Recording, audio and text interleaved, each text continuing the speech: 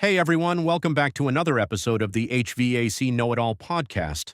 I'm Gary McCreadie, your usual host, but today the tables are turned a bit. I'm the one being interviewed by none other than Scott Pierson, who's stepping in as your host today. We're going to dive into some exciting topics, including the evolution of HVAC technologies and the misconceptions that have lingered in the industry. We'll also be talking about how HVAC professionals can adapt to the ever-changing landscape and why staying updated with modern tools is more important than ever. So sit back, relax, and enjoy the conversation as Scott takes the reins today. Let's get into it. Top contractors across the US only. This one's going to be pretty cool to expand your marketing reach. Property.com is an exclusive network for certified pros. You can get your own custom Property.com webpage for free. You can also get AI-powered reputation management and get some great lead generation and prospecting tools. The Know Before You Go tool is pretty cool. It gives critical homeowner data like how much they've paid on past jobs. Join Property.com's exclusive network now to expand your reach with homeowners across the U.S. Use McCreadie.property.com, so that's MCCREADIE, property.com, to fill out the form to get approved. All right, welcome back. So today is a fun day. I've got one of the coolest guys in HVAC, the one, the only, the HVAC know-it-all, Gary McCreadie. Gary, welcome. Thank you. Appreciate the invite here. And you called me the HVAC know-it-all, but I really have lots to learn on the industry. And I just want to make sure the audience doesn't think that I think I know it all. But I appreciate the nod on that, Scott. Well, as far as I'm concerned, Gary, you are the HVAC know-it-all. You're plugged into all the different facets that you're giving education to technicians, you're giving education to manufacturers. You know, the content that you're putting out there over the last several years is wide reaching. So as far as I'm concerned, you're the know-it-all. That's why we want to pick your brain today and understand really where you see, kind of the shifts in the industry and what they're doing from a channel perspective. So maybe before we dive into it, you want to give the group a caption of what you're doing from HVAC Know-It-All and what the mission is? Yeah, the HVAC know-it-all brand was started it'd be 9 years ago in August, I think it is. 2016, I think we launched in August. It just came about for a few reasons. One, I saw a lot of negativity in the HVAC space. There was a bunch of groups on Facebook and it was all bashing and it was just negative. It was just back and forth, arguing and fighting and I'm better than you and all that kind of stuff. So I wanted something positive for the industry. And I also had a love for photography all through high school, videography. Even as a kid, when I used to write storybooks, my teachers used to say, yeah, you should be a writer one day. And so I kind of took the love for all of that stuff and my passion in my profession of HVAC and put it into one. And it just started as a small little blog on Facebook. And it was just about my day and what I did and how I fixed something or the tools I used. And the name, I needed a name that would resonate. It would resonate online, like a handle. But I wanted to get a name that would be like, hey, what is that? And why? Like, if I just called myself HVAC Pro, like, it's not as sexy or as attractive as the name HVAC Know-It-All. And for all the wrong reasons, I got a bunch of attraction off the beginning, people thinking that I thought I knew everything. And I had to explain it over and over and over and over for a couple of years until people finally understood. And it's based on humor. It's based on sarcasm.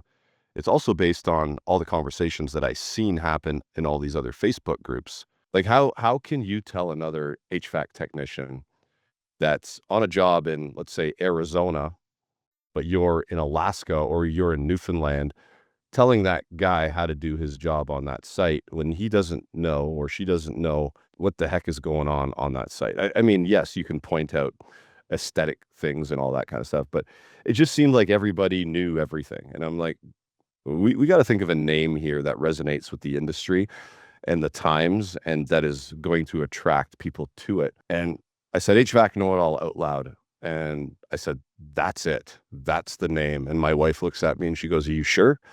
And I said, yes, 100% sure. As soon as I said it out loud, I'm like, that's the name that's going to attract people to the brand. If it's bad in the beginning, I'll fight for that. I'll fight for it. And I did. And people now understand what the brand is about. It's about bringing recognition to different tools and methods and being forward thinking, digging in deeper than the average person would to figure out why does a heat pump work in the winter? Or why do we flare at a 45-degree angle? Why do we nitrogen braze? All of this stuff, it matters. And why are we doing it?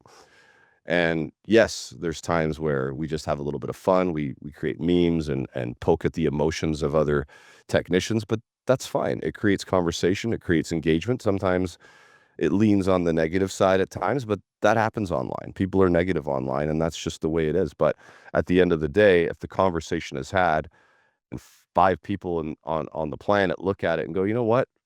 Maybe I will change up how I do things, then there's a benefit there. Yeah, positive meets quality work. I love that. That's Mhm. that's a cool mission, and I love what you're doing. And obviously, you've created a community.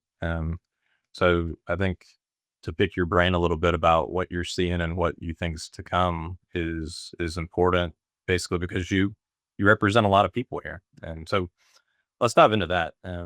I'll start with the big bullet question. What do you think today? I mean, there's a lot of moving variables in the industry as it is the last couple of years. What do you think is the big hot topic right now, and something that as a whole industry we've got to really study and monitor and engage and fix? Is there anything that's just like, wow, that's the biggest problem in HVAC? One of the biggest problems in HVAC is the lack of, oh man, that's a loaded question, man. There's so many things I could say right now. There's a lot of changes happening. There's the A2Ls. There's a big push for heat pumps. There's a bunch of different ways that we are moving away from brazing with different types of mechanical fittings. There seems to be in the residential space a lot of training towards sales rather than training towards technical ability. So Let's unpack that one. I could talk about any of them really. Let's talk about the skilled labor topic. I think, often we have spent the past 5 or 6 years saying there's a gap in skilled labor. We're diminishing the number of techs that are in the field. What's your stance on that? Because I think there's a lot to unpack there. Oh, definitely, definitely. Kids nowadays they see an opportunity to sit on a couch and open up a laptop, and they can create a business and start making money if they're smart enough and know how to do it. So there's that. There's the opportunity that the internet has provided. From what I understand, or for what people tell me, young kids don't want to work these days. I don't know if that's necessarily true or not. I think that the way that we've motivated kids, like when I got into the trade, it was the yelling, the screaming, the insults. It drove me in a way. You got to be a special character, I think, to be driven by that negativity, because you're gonna want to go out there and prove people wrong. But in a way that can turn people into almost nothing and deflate them very, very quickly. I was lucky to have support from my family and parents and stuff to keep pushing through and keep pushing through. And I think that's probably why I was able to do so through the negativity. But nowadays, the kids are growing up differently. I mean, there is a lot of more focus on mental health and stuff like that. And if they walk into a job site and there is a toxicity there and they're not enjoying it, well, they're going to leave, because why would you put yourself through that? And I get it. Some people bear with it and they stick with it. Some people don't want any part of it, because mental health is a big thing these days and it's talked about a lot. So maybe we got to change the culture around a little bit on how we train and how we retain young kids. Doesn't help when the older generation of technicians are dismissive about things and are coming down on the young kids because they want to try the digital tools and digital gauges and press fittings, and they want to leap into the new types of things that are available to them that have proven to be useful. But the older generations are talking down to them and speaking down to them. And I've seen this fight. It's a generational thing. And I think in even 200 years ago, the generation gap probably fought about different things like this. But just having an open mind about how to train kids is a different outlook these days. And we talked before you hit record about how I'm involved in soccer, and I see that in even training kids on a soccer field. The old school approach, it works to a certain extent, but you have to look at the body language, the way they communicate to you when you bring them to the limit of the old school. Then you got to come back, and then you got to add a little bit of new school implementation into the training. You got to pull that old school back a little bit and go, okay, this might not be working here. Let's try something different, a more modernized approach. So I think that could help. Just changing the culture around a little bit could help. Yeah, that's an interesting take on it because not many people highlight the generational gap and the culture shift that needs to occur there. I love that topic because when you think about it, yeah, it's a changing market always, right? You gotta adapt to the market as it changes. Things speed up. Sometimes the old way of doing things isn't the best way. And transactionally, to just walk through the workflow of a repair in the field, there's a lot more available today than there was 5 years ago, even just pre-COVID. We've got a whole different way that the supply chain works, a whole different expectation of how to research information and ID parts and transact a part. I think that's becoming more easily adopted by the younger generation that, some will say, oh, you don't have the skills to make that diagnosis, but, you're just changing out parts. Where, the older generation might have been a great mechanic and prides themselves on that, but can't adopt to the digital frontier that's presenting itself from an e-commerce standpoint and buying things, right? Yeah, I'll ask you about how Encompass works to solve those problems. But the thing is, I found it funny because my son, who just turned 16 today and just actually got his G1, which is a driver's permit. He just actually got it an hour ago. So we were just upstairs talking to him about it. Awesome. And he was in a parking lot driving for the very first time right after he got it. So anyway, he was trying to figure out a problem with something. And his generation figures out problems in a different way. And I can't remember what it was, but he had figured it out, and he was using the chat bots on a website. And he's like, okay, chat bot asking questions. And he figured out after speaking to, I don't know if it was a real person or and it's something that I'm not used to. And now anytime I'm scrolling something and I see that the fact there's a chat there, instead of me trying to go through the internet and find the answer, I'll hit the chat, I'll ask the question. Within a few minutes, I've got my answer. And I think that is a tool that if you gave it to an older person, and I'm not trying to bash the older generation, it's just new. It's new to them, and they haven't grasped it or they don't like it. But I tend to lean on a lot of what I do with HVAC Know-It-All, the terminology I use and stuff to communicate with people. It comes from my kids. They're almost consultants to me. You know what I mean? The terms they use. And then I try to implement some of those terms when I'm speaking on like Instagram or TikTok or whatever, because it resonates and relates to them. And I talk to my kids, like they'll be like, no cap, bro. And I'm like, and at the beginning, I'm like, what is no cap? What are you talking about? Like, that's not lying to you. And I'm like, where'd you get cap for the word lie? So now, like, I say that to my kids. I'm like, yeah, I went to the store. They didn't have what you wanted. No cap, bro. You know what I mean? So I try to use the terminology they use to communicate with them. And I try to use that in my professional life too, like online. So yeah, so I see the tools online that the kids are using these days to help them out, get the information faster. So in your business, when it comes to part searching and ordering and stuff like that, how does the modernization of the internet or online help with that stuff with your business? Yeah, I think you're setting me up for a good little pitch here. So think of the old way of doing things in the field. So you diagnose a problem, you understand the part that needs to be repaired. The next stage of taking care of that end user, building owner, homeowner, whatever it is, you picked up the phone and you called the distributor and said, hey, what's my part number, price, and availability, right? You need those elements to write up a service ticket and potentially go and sell a job, right? So we've taken that information across a little over 100 manufacturers, and we had manufacturers every week. And we've gone to them and said, hey, we don't want to sell your equipment. We just want to stand in the corner of parts and distribution. And we want to do it on a national scale, North American scale, to say, hey, let's get it to guys in the field fast. But in order to do so, let's give them the information up front. No phone calls, just a quick trip to the URL, encompass.com or partstown.com, and say, hey, throw in the model number And to every machine that we've got access to in our portfolio with manufacturers direct, you can queue up the parts bill of material for that machine. So instantly giving access to part number, price, and availability if you're our customer. So the guys in the field don't have to rely on the good or bad skills of a counter guy at that distributor and aggregating all the brands into one place so that they can define a single process instead of having, 6 or 7 or 8 different relationships with distributors across town. So trying to accelerate that wheel and create an online experience. But that's where we stop. I don't know. What's your thoughts on where HVAC and procurement and things could land 10 years from now? I hear you talk about your kids using chatbots. Like, are we going to be buying HVAC through ChatGPT in 6 years?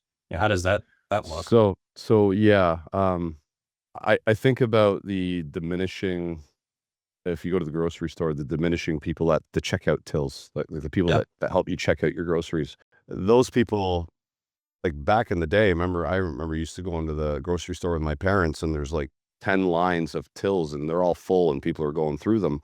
Now there might be 3 lines or Just 4, depending, and because everybody's doing the self-checkout. Now, it's bittersweet in a way. I mean, there are jobs lost there, and I think it's gonna happen in the HVAC part selling business as well, where the counter guy or the counter girl might become obsolete. That's what I'm saying. It's bittersweet. So, but behind the scenes, there could be other jobs for those people that are knowledgeable enough to work within the industry still, because knowledge is power. And if you've got knowledge within this industry, I think there's a way that you can always still have a job and contribute in some way or some form. But the question you asked, I believe in 10 years from now, you're going to be seeing less counter guys. You're going to be seeing less brick and mortar type facilities. And you're going to see a lot of part ordering online where it's like you click a QR code on the unit, things come up, the parts come up, or I'm not sure how it works in every application, and then you click the part order address and it shows up to the job site or your house or your office or wherever that may be. And you take out the middleman. And I said it's bittersweet because I think people will lose jobs, but at the same time, it's going to make things a bit more convenient and efficient for the technician that's on the roof. Because sometimes, I will admit, I've called the supplier, I'm on hold for 10, 20 minutes, and then it's click. Nobody's there anymore. And then I call back and I'm on hold, and I'm just wasting my time, right? And I'm wasting my time trying to get the part that I need. Driving to the supplier, back in the day, I used to drive to a supplier. Oh, they don't have it. Drive to the next one. They don't have it. Drive to the next one. They don't have it, because I'd just be sitting on hold waiting. So I might as well just drive around while I'm sitting on hold waiting to be serviced. Yeah, and I didn't mean to cut you off there, but I genuinely think that the Amazon model is basically going to come into many different industries, and HVAC is going to be one of them, I believe. Yeah, I think that's our general thesis, and it's not a means to eliminate steps in the channel with counter staff. I think there's always a role for that local distributor to satisfy equipment and some materials, refrigerant, whatever is needed that can't necessarily be UPS, right? But Mm-hmm. the idea that you could accelerate the channel and create some consistency to build math around at the technician or contractor level, there's still a lot of untapped efficiency there that we could really start to dig into from a procurement and scheduling standpoint. Today there's a lot of, to your point, unpredictable wasted time when it's back and forth phone calls or deep research on parts ID, that kind of thing. We are in an age of AI. Things like that can be eliminated, right? Communication can speed up. So interested to watch it over the next couple of years for sure. How do you think that's going to impact, your earlier comment, the emphasis on training technicians to be better salespeople versus mechanics? How do you think that influences that with research and AI and access to information? The access to information now is fabulous, first of all, because we can be better technicians today than some of the, actually, it's a catch-22. Here's the thing. When I was an apprentice, I didn't have the internet to rely on. I had to go through that unit with a fine-tooth comb for 2-3 hours and find the problem myself. Nowadays, there's a lot of information out there that will help the technician do that more efficiently and faster, which is great, which is 100% in line with the way we should be servicing a client, because they want quick, fast service. They don't want us on the site for 4 hours trying to diagnose a problem, but sometimes that happens. It's just the nature of the beast. And going through it manually, you learn a lot of stuff. You learn because it's like, okay, it's not that. Now I got to go to the next thing, and I got to pull the lid off the unit and trace this wire back there. And while you're going through that process, you actually become better at an investigative troubleshooter. When you have AI, you have the internet and stuff to tell you where that switch may be or which wire to follow.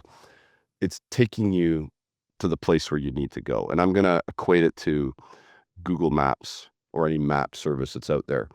We drive a lot for soccer and throw the maps onto the screen of the thing and in the car, and we drive there and we get there. I'll be like, you know what? I don't even know how to get home because I just followed the maps. I was like not really paying attention to where back in the day, you would open your map book, you'd plan it out, and you have to remember in your head which turn to make and where you were going. And then on the way home, you knew exactly because you were paying really close attention to it.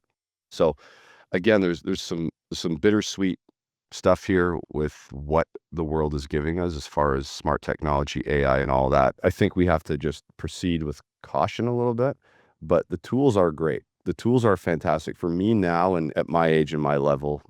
Rather than getting on the phone calling tech support or going through a big, huge 100-page manual, and just going to something that I can type in a line, hey, code such and such on VFD model, blah, blah, blah, blah, blah, and it pops up on the internet right away. Could be like code 7, no airflow, bad airflow, something like that. Then I go directly to the fan. Is it working? Is it going the correct speed? Where back in the day, I might spend an hour and a half reading a manual. It's making me more efficient. So I think we have to remember that the efficiency is key to service customers quicker and better, because customers are getting smart. They have information too. They can look up a part and see what the average cost might be, and then start poking at you going, why am I paying this much for this part? So we have to use that technology to our advantage, right? In a way, because the customers are going to use it to their advantage too. And we have to find how to get through that.